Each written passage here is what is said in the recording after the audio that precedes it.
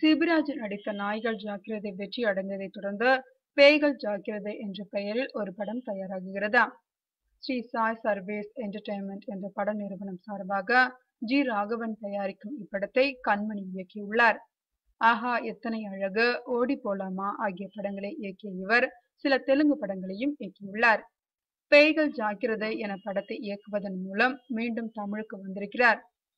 தயாரிப்பாளர் ராகவனின் தம்பி புதுமுகம் ஜீவரத்னம் கதாநாயகனாக நடிக்கிறார். ஈஷான்யா கதாநாயகியாக நடிக்கிறார். தம்பி ராமையா, நான் கடவுள் ராஜேந்திரன், மனோபாலா ஆகியோர் காமெடியில் கலக்க மற்றும் ஜான் விஜய், ஆடுகளம் ஜெயபாலன் என பலரும் நடித்துள்ளனர்.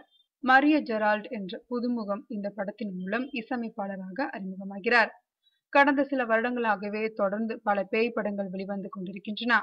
ஆனால் பேய் படமாக இருந்தாலும் அதில் காமெடியும் இருந்த படங்கள் மட்டுமே வெற்றியடைந்துள்ளன. இந்த விஷயத்தை புரிந்து கொண்டு பேய்கள் ஜாக்கிரதை படத்தை பேய் படமாக மட்டுமின்றி நகைச்சுவை படமாகவும் உருவாக்கி இருக்கிறாராம் இயக்குனர் கண்மணி. இப்படத்தை பற்றி அவர் கூறும்போது, பேய்கள் இருக்கிறது என்று சொல்லிக் கொண்டிருப்பவர் தம்பி ராமையா, பேய் அதெல்லாம் ஒன்றுமில்லை என்று சொல்பவர் கதாநாயகன் ஜீவரத்னம். இவர்கள் இருவரும் ஒரு சந்தர்ப்பத்தில் சந்திக்கிறார்கள். பேய் இருப்பதாக நம்பிக்கொண்டிருக்கும் தம்பி ராமையாவே பேய் இல்லை என்று சொல்ல வைக்கும் அளவிற்கு மாற்றி விடுகிறார் ஜீவரத்னம். ஆனால் ஒரு சந்தர்ப்பத்தில் ஜீவரத்னமே பேய் இருக்கிறது என்று நம்ப ஆரம்பிக்கும் அளவிற்கு பல சம்பவங்கள் அடுத்தடுத்து நடக்கிறதா.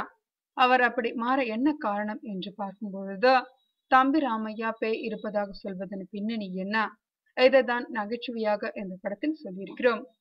மொத்தத்தில் ஒரு சுவாரஸ்யமான பரபரப்பான த்ரில்லர் படமாக இந்த படம் இருக்கும். இந்த படத்தில் தம்பி ராமையாவும் நான் கடவுள் ராஜேந்திரனும் பாடி அமைந்துள்ள ஒபாமாவை ஒதுங்க சொல்லு என்ற ஒரு நகைச்சுவை பாடல் ஒன்று இடம்பெற்றுள்ளதா. அந்த பாடலை யூடியூபில் வெளியிட்டுள்ளோம்.